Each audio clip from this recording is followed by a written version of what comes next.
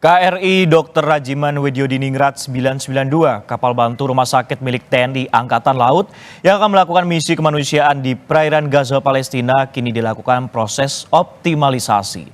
Di antara pengecatan dan pemeriksaan performa kapal di PT PAL Surabaya, Jawa Timur.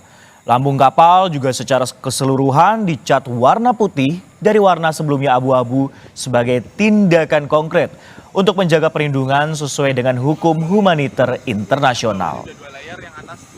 Beginilah suasana KRI Dr. Rajiman Widyodiningrat 992 yang tengah menjalani proses pengecatan dan optimalisasi performa kapal di PT PAL Surabaya, Jawa Timur.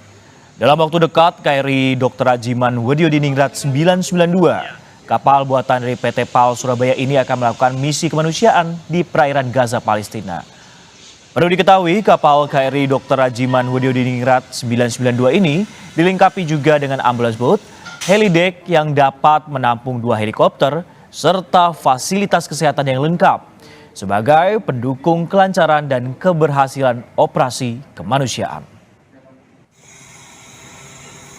Akan menjalani proses yang pertama adalah pemeliharaan untuk bali-bali, kemudian intinya adalah untuk menjamin performa kapalnya, kecepatan dan lain-lain itu dapat dijaga sesuai dengan desainnya. Lalu yang kedua yang dilakukan itu adalah untuk pengecatan kapal dari abu-abu menjadi warna putih.